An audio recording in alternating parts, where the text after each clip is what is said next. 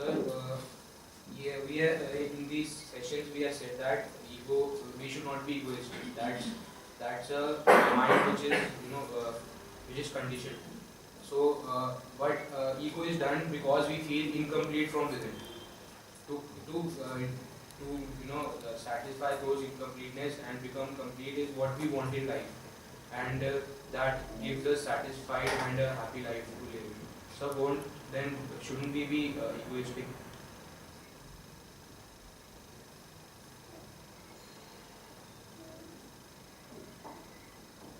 What exactly is the logic? That we should be egoistic so that we continue feeling incomplete? Is that the argument? No, sir. So, if ego is giving us completeness, so shouldn't we? It's like saying that disease is giving me health. It's like saying that disease is giving me health. Is ego giving you completeness? Or is ego itself a continuous feeling of being unwell, of being incomplete and lacking and small and unworthy? How can a feeling of unworthiness give you worthiness? How can a feeling of incompleteness give you completeness? So knowing that we are incomplete will take us to the completeness. Yes. We will want the completeness. Yes. When we know that we are incomplete. Yes, and all of us want completeness. Yes. Yes. That's why we Yes, will right, want right. that. How will you go to the completeness? By knowing the areas where we are incomplete. Hmm. First step is that knowing where we are incomplete. Right. Then trying to improve ourselves. Do something about it. So, I know I'm incomplete. There is some kind of a hollow here. And I'll try to fill it up. That's how I'll move towards completeness. That's how the thought is going, right? Do you see that happening?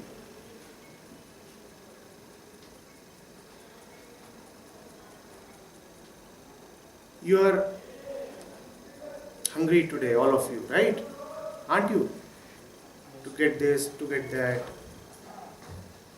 5 years back, were you any less hungry or any more hungry?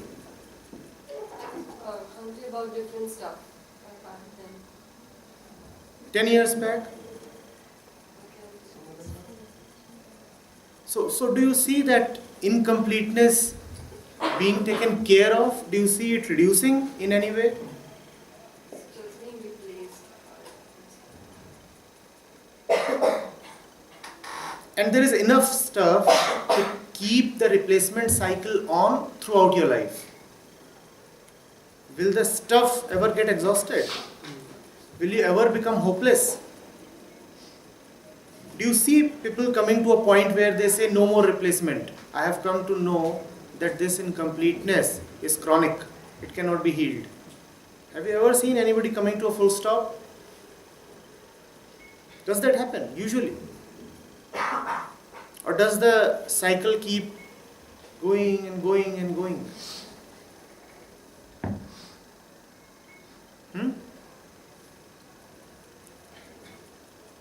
We'll come to the fundamental question of what this incompleteness is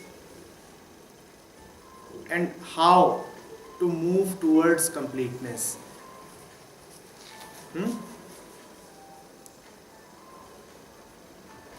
If this incompleteness had any real substance, were it actual, then we could have said that we want to do something about it. That some real effort is required to fill the hollow. But let us see. Let's go into the nature of this incompleteness. Did you always have it?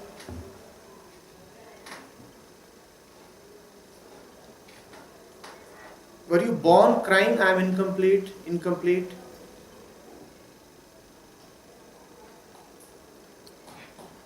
So that is satisfaction.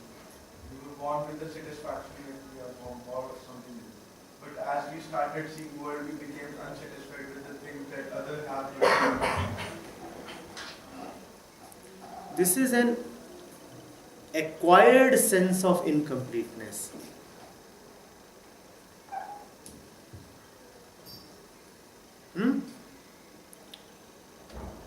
A learned sense of being diseased. I have been trained to feel that I am incomplete. And right now, the premise on which you are basing your argument is that the incompleteness is real. That the incompleteness is real. What if it is not real at all?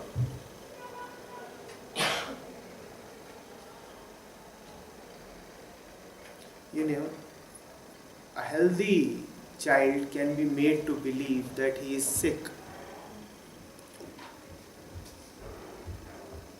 that he is suffering from a deep illness, and that he should work very hard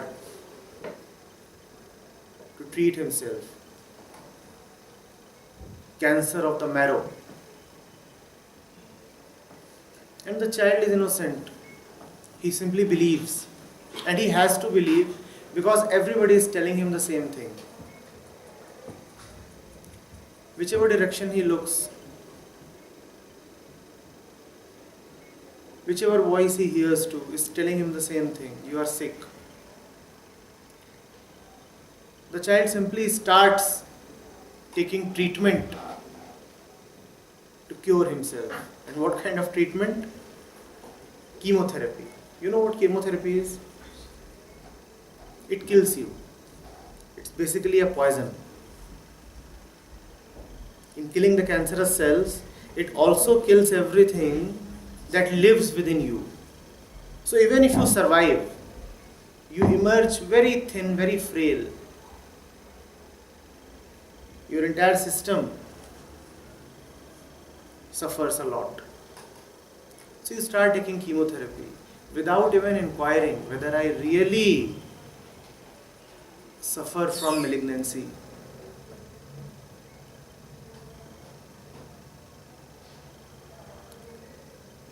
Have you bothered to see whether this incompleteness has any substance? Or have we just punished ourselves? How does it feel to keep on thinking that there is something wrong about me? How does it feel? Good? Good? Certainly feels good because we are trying to get better. Beta, you are trying to get better, that's the second step. Fundamentally, how are you feeling? Unsatisfied. Huh? Unsatisfied. Dissatisfied. You are feeling like the dirt of the world. See, you are running to drink water. And you are running very, very fast. What does that indicate? You are very thirsty. And the faster you are running, the more you are suffering in thirst. Are you not? Now if you say, sir, if I were not thirsty, why would I run? What kind of argument is that?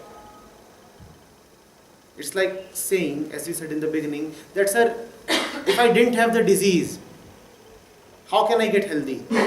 Is disease a prerequisite to be healthy? I'm asking this question to you. Is disease a prerequisite, a precondition to get healthy? What we are saying is, health is an alien thing. And disease is a given. We are diseased and health is somewhere out there. Health is an alien thing that needs to be acquired. And disease, it's our very nature. It is so close to our heart.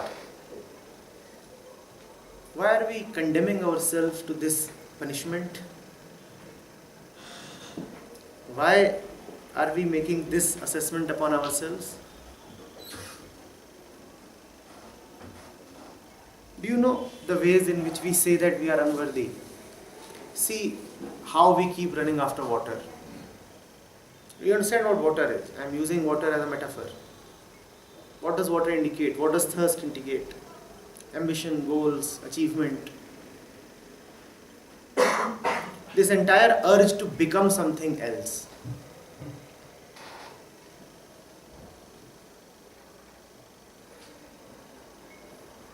In a deep sense, we all have been taught to hate ourselves.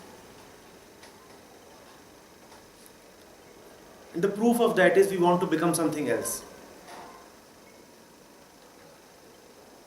Have you ever seen anybody who does not want to become something?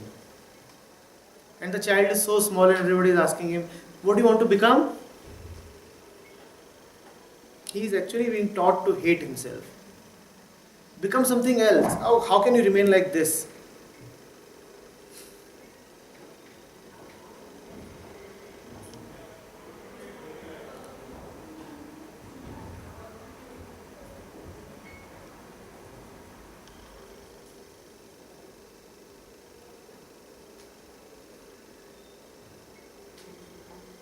But sir, he has to go through this now because knowledge is acquired from outside. Yes.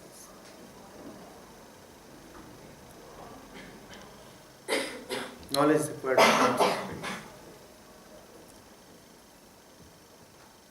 So we have learned in these sessions that we are inherently complete, and whatever sense of incompleteness that we have is acquired from outside. But since if we do feel completely complete, then there's no room for growth. I mean, you can't exactly, if you feel satisfied, if you're already complete, then you won't really have an urge to grow or to do better. Or What exactly do we mean by growth or progress? You're just evolving. What exactly do you mean by that? It's an abstract. It's not so abstract. It's actually very concrete. We all know what it means. When you say that your neighbor is growing or progressing, what do you mean? You very well know what you mean. What do you mean? Monetarily, financially. We're kind of comparing ourselves. What do you mean when you say that a country is growing? More skyscrapers. So it's not at all abstract. It's very, very material.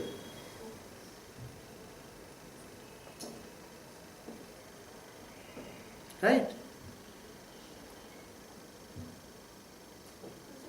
There's something about emotional development as well.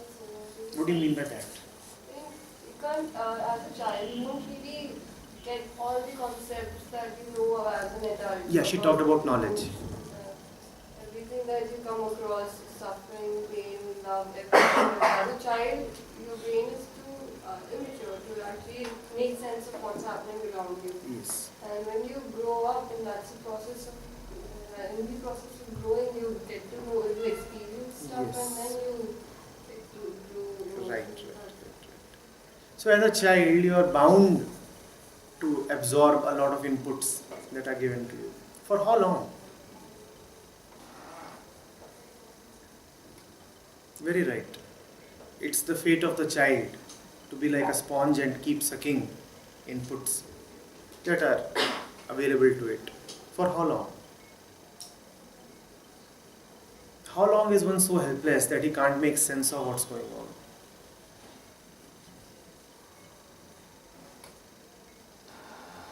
We may have our ideas on it, but to me, it's not after 10 or 12 years of age. Puberty is the line that I draw.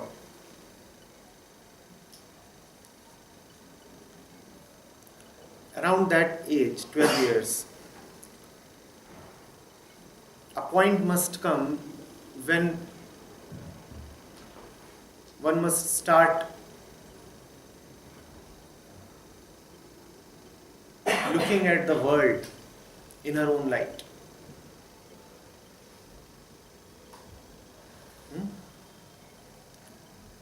By that time, one is no more optionless or helpless. I'm not talking of a 4-year-old or a 6-year-old or even an 8-year-old. But a 12-year-old, it's reasonable to see that nature, physical growth, the very development of the brain apparatus has brought him to a point where he can now understand. Where he should now start giving up the crutches. And that is growth. But That sir, is learning growth. is not knowing. Yes, so Yes. learning is What do you mean by learning? Is it acquisition of knowledge? No, so whatever you've learned, you are relearning. You're actually seeing it in your own light and getting your perspective of that thing. So you are. Wonderful. But do you need to feel diseased to learn? But if you are complete, then you don't feel that the urge to learn. So already accept. Lovely. Lovely. Let's go into this. It's a beautiful thing to inquire. Learning can happen only when you are feeling incomplete. In a feeling of fullness and health, learning cannot happen. Does that even sound right? Doesn't, but it's like you cannot learn a thing you think you know. So that sounds Is like- fullness about thinking that you know already? No. Is that what is meant by health? Does a healthy man keep thinking that I know, that I already know? Is that what completeness is about? And when you are feeling so incomplete, can you really learn? What is it to learn? To learn is to feel secure from within so that you can pay attention to what's going on. If you are caught in your inner struggle, can you pay attention to the word and even acquire knowledge? When you are tense, can you be very productive? When you are gripped with the fear of failing, can you read a book? What happens in the examinations when you start feeling nervous? It depends upon the examination. If it's an examination that involves rote learning, that kind of an examination, you might somehow scrap through. But if it's a real examination, totally unpredictable, like life. Life is an examination which is very unpredictable. No question is ever repeated. And the questions demand fresh, creative, original answers. Then nervousness will simply kill your ability to respond. Do you see this?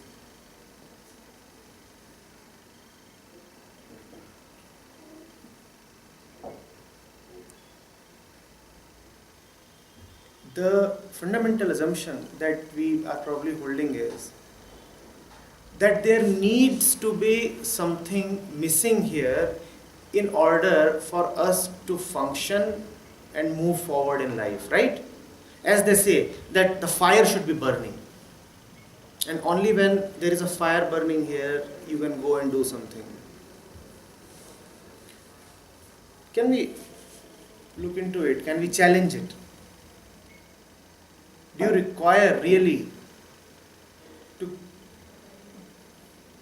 feel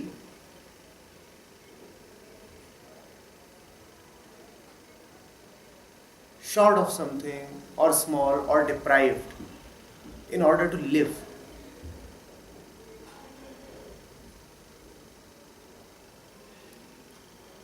So far, we have known only one engine of motivation.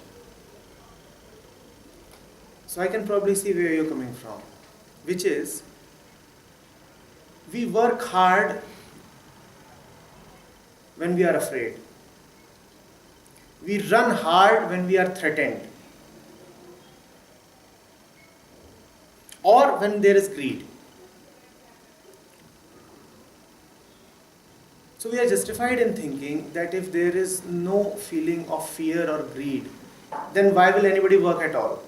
Why will somebody study? Why would somebody go to office? Why would there be any movement of any kind, right? That's what you're thinking. Correct? Cause and effect. Yes. So the effect is the functioning of the world, and the cause you are assuming to be fear and greed. Right? And you are correct. That indeed is the cause. If you stand on the highway or in a shopping complex, or if you go to a corporate office and you conduct a survey and you want to see why people are working, you may actually discover that they are working principally out of greed, we'll get our salary check, or out of fear. If we don't work, we might be fired. And what will then happen to my family? How will I pay my bills? And the fee of my child, right? That kind of a thing. But sir, there are people who work for own self-satisfaction. Do they work for satisfaction, or do they work because they are already contented? Learn to distinguish between these two. Do they work for satisfaction, or do they work in satisfaction? These are two very different things.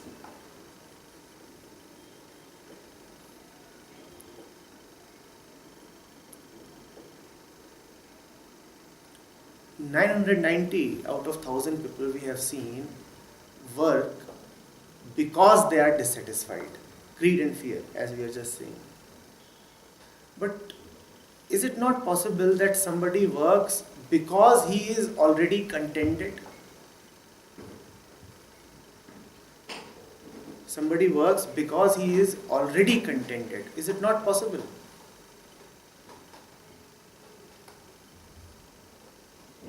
Give it some space, consider it, and ask yourself whether it has never happened to you that you have acted not to get something, but because you have already gotten so much. Most of the times, most of the people act feeling they don't have anything. It's like a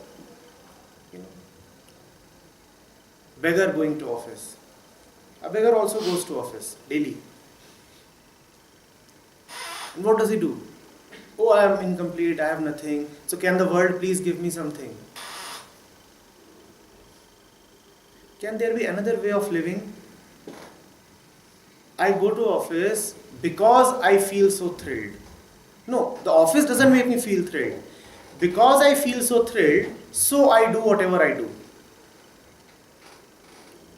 Because I am already contented, so I do whatever I do.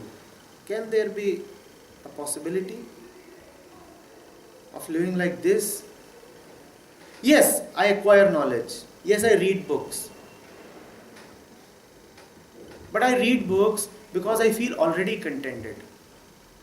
Books can give me knowledge, but the books cannot give me the base of my being. Books cannot give me something which is so important and already present in me.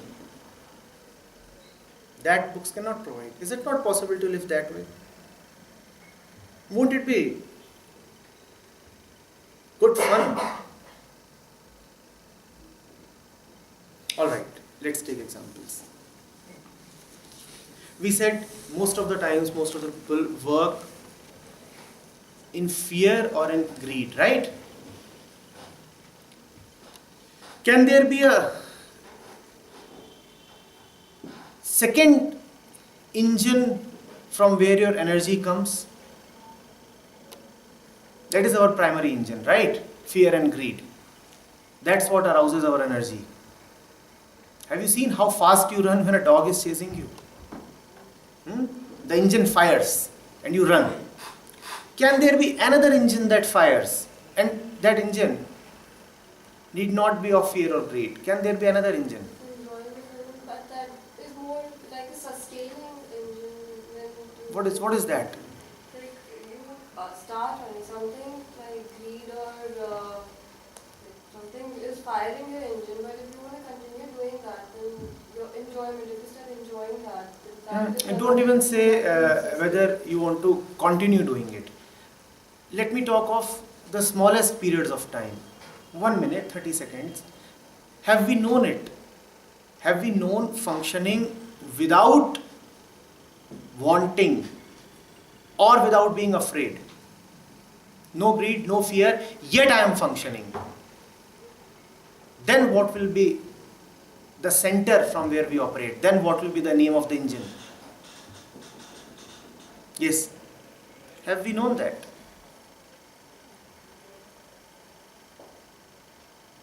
So I think that's because of hard work. Wonderful. More on that?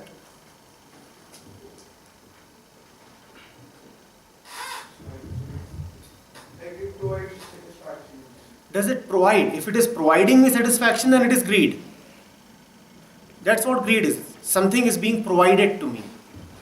So now, no more. Can there be something else where you do something for no reason at all? It is not giving you anything, yet you want to do. So it is kind of a third kind of conversation we have. What could that be? I'm pretty sure you know of it. And I'm so sure that you have lived that way, even if for the brief first period of time. But you surely lived in it. What might it be? You don't want anything, and you're not afraid of anything, yet you are functioning. And you are functioning intelligently, you are working hard, and you are and you very well know that you will not get anything. And you also very well know that you are not afraid of losing something, yet you are functioning. And you are functioning beautifully. Like everybody is doing swam. Like everybody is doing swam. Now you are afraid that you don't want to fall out of line. Right? You want to confirm. The entire world is going this way. How can I be an outlier? So that is fear. We are not talking of that. Something else.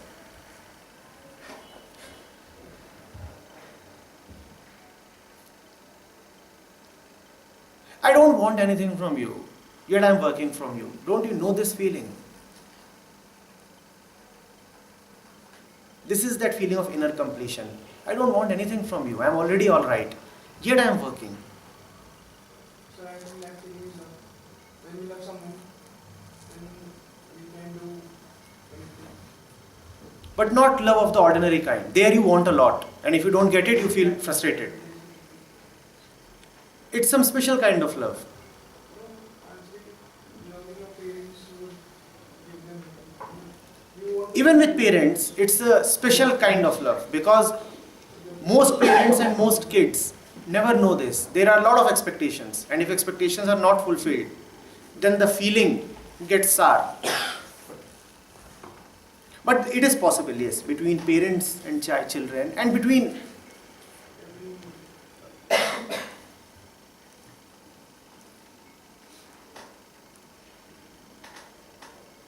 have you seen small kids dance?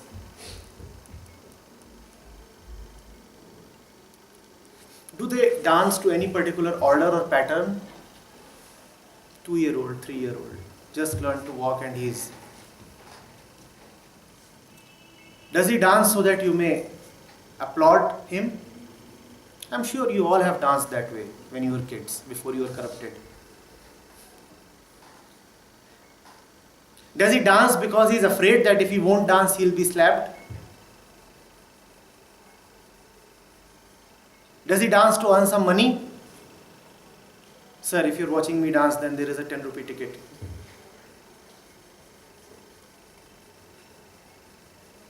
Do you see what I'm coming to? That is love.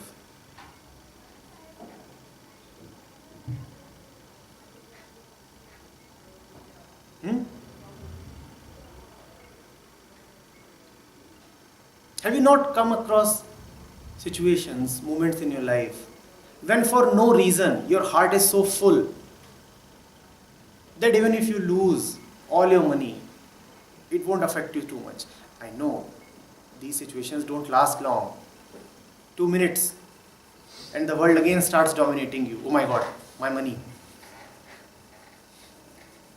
But have you not experienced this? Even briefly? So maybe because of happiness, when you're really happy. Wonderful. Wonderful. Love, real happiness. This real happiness, right? And it doesn't have a reason. And it doesn't demand anything. Is it not possible to live life in this real happiness? Is it really important to live feeling diseased and small? And imagine the tragedy. You have one life, right? What if it were possible to live in this real happiness, joy, and yet we are wasting life living in a useless sense of incompleteness, fear. So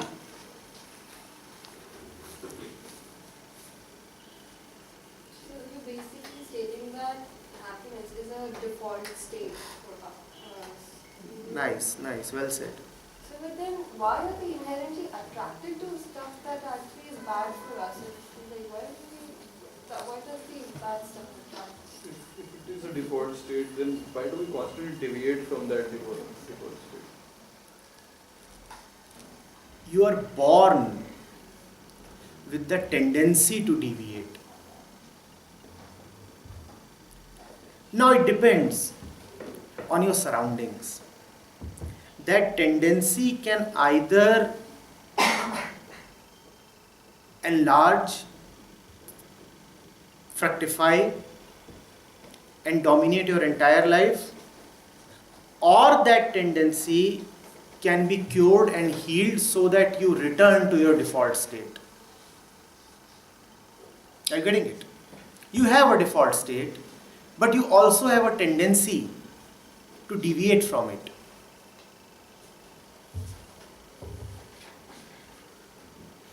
There are these two ways in which one can live. Either keep deviating and find that your time is up, or live in a way that cures your deviations, that treats your tendencies, and you return to your default state.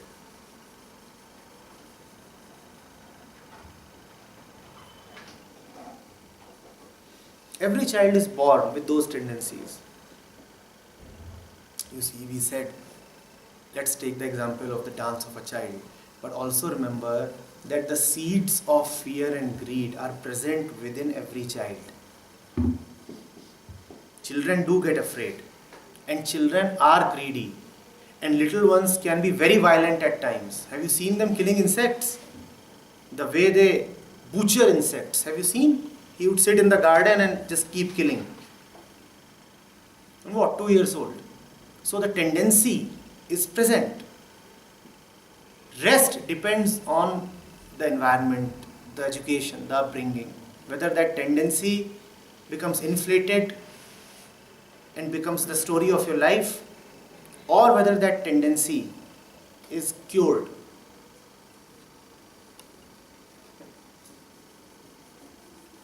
So if you're born with it, then what's the need to cure it? I mean, isn't it something in our nature itself? The only need is the need to get rid of suffering. The more that tendency dominates your life, the more you suffer. And suffering is not your nature. The proof of that is you don't like to suffer. Do you like to suffer? Suffering can't be your nature. And if you keep going by these latent tendencies, then you keep suffering more and more.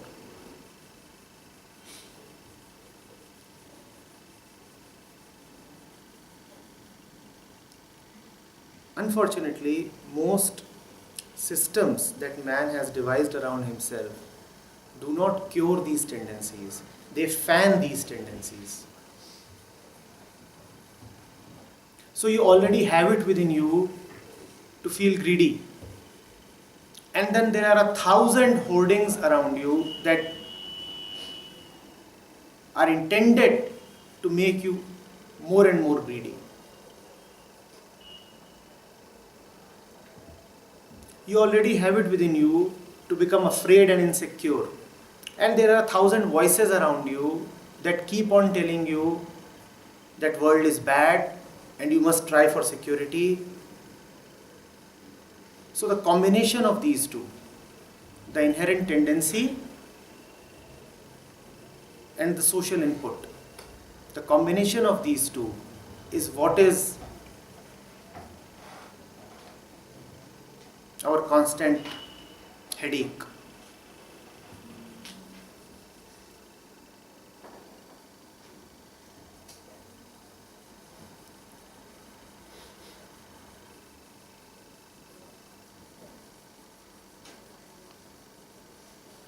What do you want to do about it, if anything?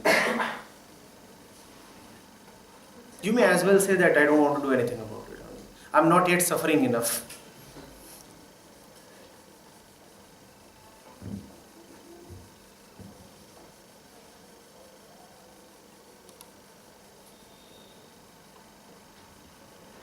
What to do about all this?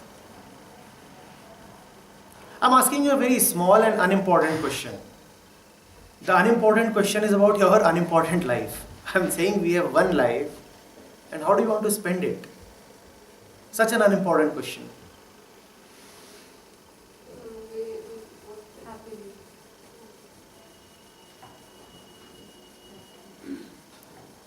Sir, is it necessary to define a path or define something or point down to anything that this is how I want to spend my life? Wonderful. Very well said. But don't we already have that? Have we not already done that? Have we not already defined a path? Not only path but multiple paths. Have we not already done that? Name them. Education wise. And in every way we are living a predefined path, a prescripted story.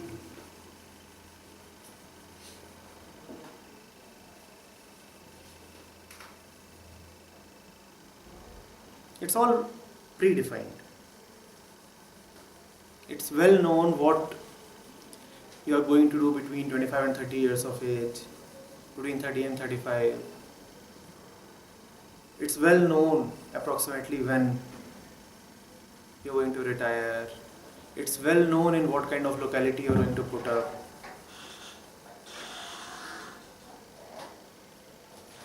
Isn't all this already known in advance? Till such and such age, get educated, and even the education has to be in very specific fields.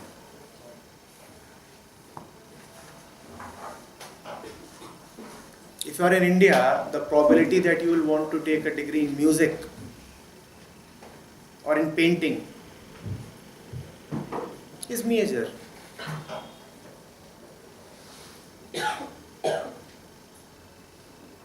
And then the day you cross 25, there are people asking you when you are going to marry. And if you already hit 30, there are voices advising you to start a family. You don't yet have a kid? Oh my God, too bad. Everything is scripted. It's well known that you are not going to settle on top of a hill. In fact, one can safely draw a range of the budget of your apartment that you're obviously going to buy within the next 10 years.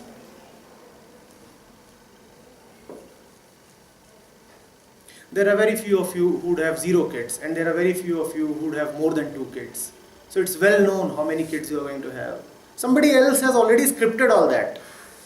Your degree, your office, field of work. In fact, horror of horrors, it is also already known what kind of partners we are going to choose.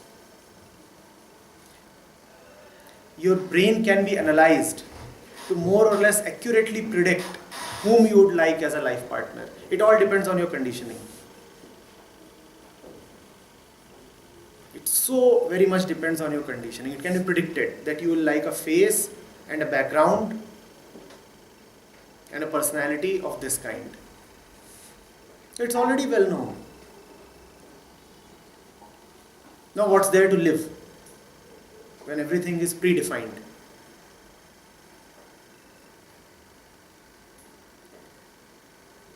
And corporations these days are using this data to good measure. For example, insurance companies are able to figure out which customers are likely to feel most insecure, and insurance agents then target them directly. It's well known that you are the one who is going to feel the most insecure, so the insurance agent would come knocking. Sir, here is the policy. He already knows you will buy it, going by what you have done in your life. If you have been doing everything that is the norm, then you will also buy an insurance policy because that is the norm. So the insurance agent knows. He will sit on his computer, he will look at the Excel sheet, he will know what you have been doing your entire life, and then he knows whom to target.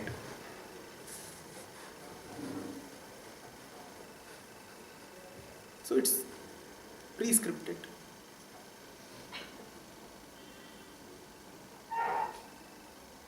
So you sign into Google and Google knows your age. Right? Google knows your age. And Google very well knows that if you are a woman who is around 30, then what kind of ads must be displayed to you? Baby care ads. You either have a baby or you are going to have a baby. So it's well known, even Google knows. Google has never met you, never seen your face, but Google already knows what you are doing. It's so well known.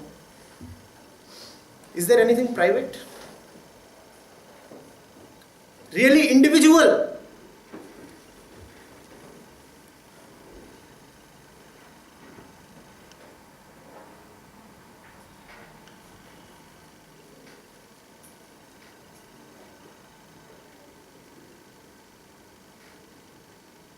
Have you seen this? That the advertisements that you see in your mailbox are targeted advertisements. Have you seen this? You all don't see the same ads. Compare your ads. You won't see the same ad that your father sees because it's a different age group and a different gender. You are shown, huh? Job ads are famous.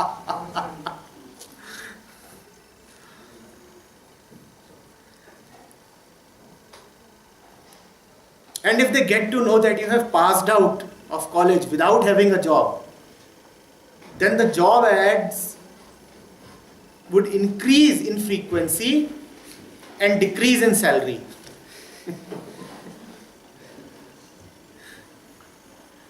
You are desperate now. They know you are desperate. You have passed out of the college and you don't have a job. So let's bombard him with ads. And now he'll take any salary. It's well known. That's what conditioning does to you. Everything is pre-scripted. It's like a puppet show. The puppeteer already knows what to do. Everybody is enjoying except the puppets.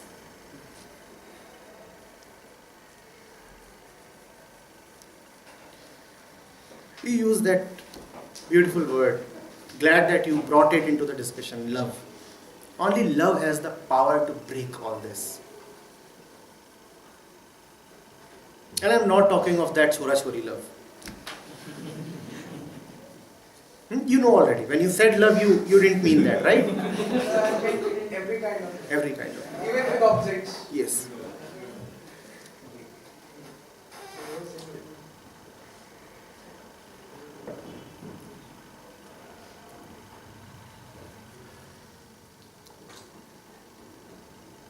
The expression of love would always be felt with respect to objects. But that is the expression part of it, not the genesis or origin part of it. Love cannot originate upon seeing an object. It is something that is pre-present. You cannot say that I looked at her and then love arose within me, a great fountain. It swelled. That's what you usually experience. And then you say, I fell in love, which you actually do.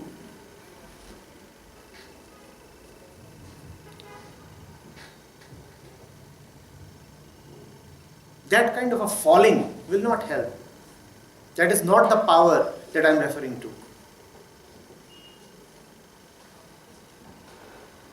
That kind of love even Shadi.com knows. So they know what kind of ad to show you. Have you seen their ads? They know what you will fall in love with. If you are an Indian, then you have a tendency to like fair faces. So look at their ads. If you are an Indian, then you have a tendency to find X, Y and Z features sexy. So they know how to target you. That kind of a love I am not referring to. That is genetic conditioning. Even I was not referring to that. You said all kinds of objects. So that's what needs clarification. Not all kinds of objects. Yes, persons are objects. Everything is an object.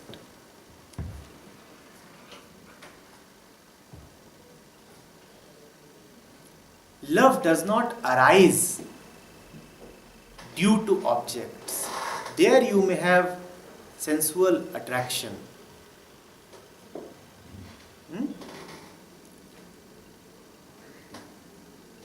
That is the functioning of the same ego that you started the discussion with. Ego means I am, what was the word you used? I am Incomplete. And attraction means if I get that object, I will start feeling complete. That is not love. That is just ego.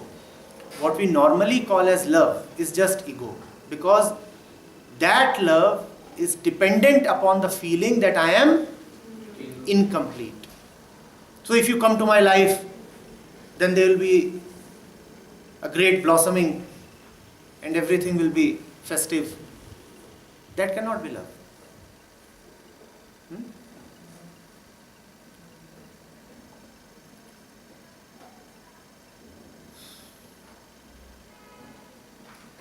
Give this possibility a chance. Let functioning nicely, energetically, beautifully, without feeling inferior is possible. It is an insult of life to keep feeling inferior and small.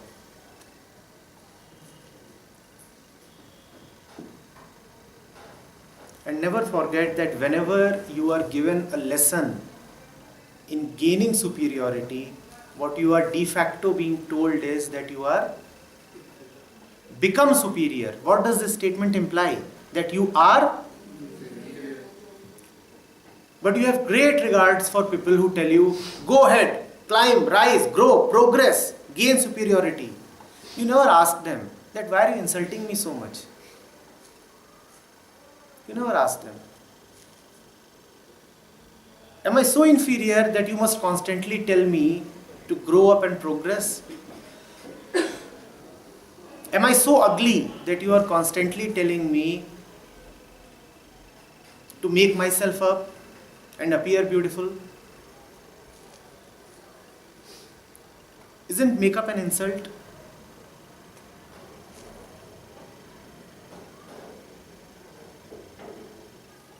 That's how the intelligent mind functions, right? It looks at the obvious fact. If somebody is constantly telling you, go please brush your teeth, and again you go close to her and she says, go brush your teeth, what does this obviously mean? Your breath stinks, don't you see? And the world is constantly telling you, go wash your face.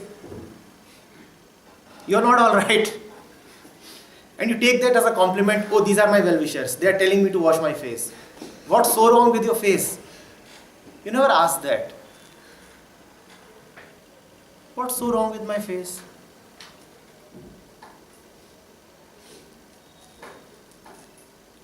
And the more someone humiliates you, the more regards you have for that person. Someone will come and say, you can rise up to the stars. Don't you see it means that right now you are in the gutter? But you will say, this one, this man. Why do I need to rise up to the stars? What's so wrong with me? You can attain this and that. And why do I need to attain?